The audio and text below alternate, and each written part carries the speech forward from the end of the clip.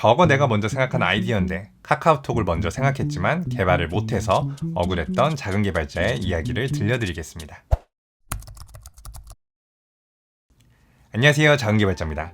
오늘은 옛날에 카카오톡과 같은 메신저 앱을 직접 만들려 했던 이야기를 해보려고 합니다. 지금으로부터 10년도 더 된 이야기인데요. 저는 그때 산업연구요원으로 대구에 있는 한 회사에서 일을 하고 있었습니다. 원래 피처폰이라고 하죠. 스마트폰이 아닌 전화만 되는 폴더폰의 소프트웨어를 만들던 회사였습니다. 회사에서는 앞으로 휴대폰의 방향이 스마트폰, 안드로이드로 갈 것 같기 때문에 안드로이드 개발자를 뽑았었고, 그렇게 저는 거기서 일을 하기 시작을 했습니다. 그리고 피처폰의 경우에는 모델 개수가 굉장히 많은데 스마트폰은 아이폰과 같이 모델의 개수를 적게 출시하는 방향으로 바뀔 조짐이 보이자 회사에서는 새로운 사업을 하기 위해 고민을 하기 시작합니다. 그렇게 전 사원을 대상으로 신규 아이디어 모집을 하기 시작했었는데요. 저는 그때 스마트폰이라는 것에 완전 푹 빠져 있었어요. 안드로이드 개발자가 되기로 한 것도 그 때문이고요. KT에서 아이폰 3GS를 한국에 처음 출시할 때 대구에서 서울까지 올라와서 런칭 행사에 참여하기도 하고, SKT에서 모토로이라고 하는 첫 안드로이드를 내놨을 때 집에서 택배를 기다리지 못하고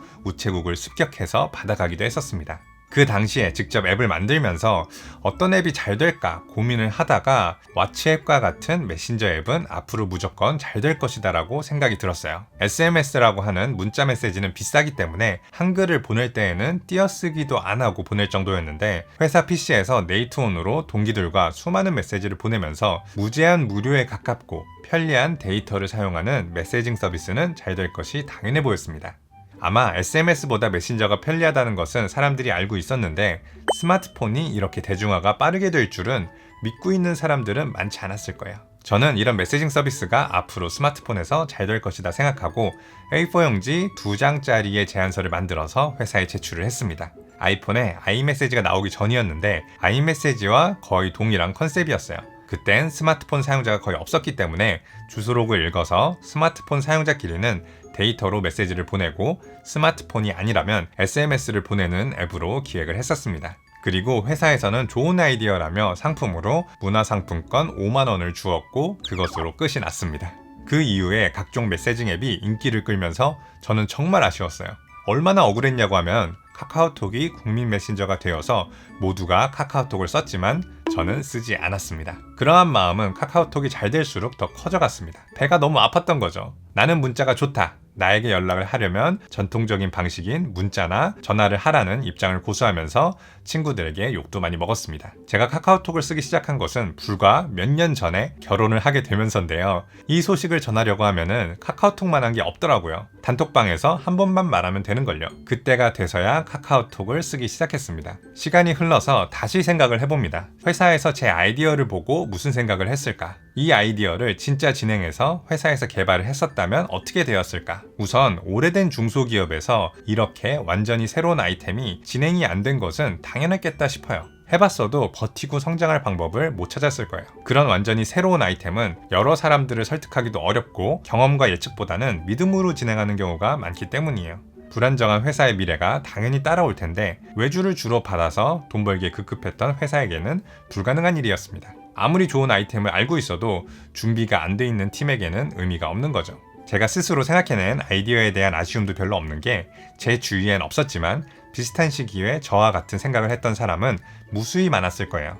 회사를 설득하는데 실패했다곤 하지만 저 스스로도 실행하지 않았습니다. 혼자라도 메신저를 만들려는 노력을 안 했었고 카카오에 이직할 생각도 못 했습니다. 아무리 테슬라가 잘 될 것 같다 말하고 다녀도 소용이 없고, 다들 안 된다고 했을 때 주식을 샀어야지 진정한 믿음이었을 텐데 어쩌면 저의 믿음이 부족했던 것 같습니다.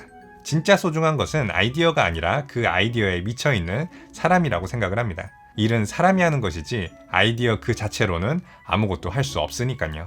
이런 경험들이 쌓여서 아이디어가 만능이 아니다. 당장 아이디어가 없어도 언제 생겨날지 모르니까 준비가 돼 있어야 한다. 기회라고 생각하면 바로 잡아야 한다. 알고서도 놓치면 진짜 후회한다. 이런 생각들이 제게 각인이 된 것 같아요. 제가 평소에 이야기하는 것도 아마 이런 경험과 후회들이 만든 잔상이라고 생각을 합니다. 여러분들은 저의 이야기를 듣고 후회할 일을 안 만드셨으면 좋겠습니다. 저보다 더 억울한 회사가 있는데요. 카카오톡보다 먼저 무료 메신저 에멘톡을 만든 인포뱅크라는 회사입니다. 인포뱅크는 원래 문자 메시지 대량 발송 일을 해온 업체라서 메시징 서비스에 관심이 많았고, 코스닥 상장 업체라서 자원도 많았습니다. 카카오톡은 메신저 앱 중에서도 후발주자였는데 MN톡이 카카오톡을 이기지 못하였죠. 메시징 앱의 특성상 먼저 출시해서 사용자를 더 많이 확보를 하는 게 무조건 유리할 텐데요. 이러한 상황을 역전시킨 중요한 이벤트가 있었습니다. 그건 겁나 빠른 황소 프로젝트입니다. 이게 정말로 프로젝트 이름인데요. 신기술을 적용해서 카카오톡의 메시징 속도와 안정성을 비약적으로 개선시켰습니다. 저는 이 프로젝트를 기획하고 개발한 팀이 지금의 카카오를 만들었다고 생각을 합니다. 카카오톡의 카운터 펀치였고 그 이후 국내 메신저계를 평정하고 적수가 없이 성장을 하게 됩니다. 인포뱅크에게 기술력이 없었다기보다는 시작은 좋았으나 그 이후 타이밍을 잘 못 맞췄고 운이 없었다고 생각을 합니다. 상황이 급박하게 변화하는 시기에서는 순간의 잘못된 선택이 큰 차이를 만들기도 하니까요. 성공이 또 어려운 게 최종적으로는 운이 있어야 해요. 그래서 아마 저도 카카오톡을 그때 만들었어도 성공하기는 쉽지는 않았을 거예요. 가끔 진짜 좋은 아이디어를 가지고 있다면서 아이디어가 뭔지는 이야기를 안 해주고 개발자를 구하거나 아이디어는 많은데 성공은 어렵다는 분들을 보면서 옛 생각이 나서 옛날 이야기를 한번 해봤습니다. 카카오톡도 인터넷은 네이버가 평정을 했다. 네이버가 아니면 뭘 해도 안 된다. 이런 분위기 속에서 성장을 한 건데요. 준비를 해두시고 눈을 크게 뜨고 기회를 찾아보시면 카카오톡과 같은 새로운 기회를 차지하실 수도 있으리라 생각을 합니다. 여기까지 작은 개발자였습니다. 감사합니다.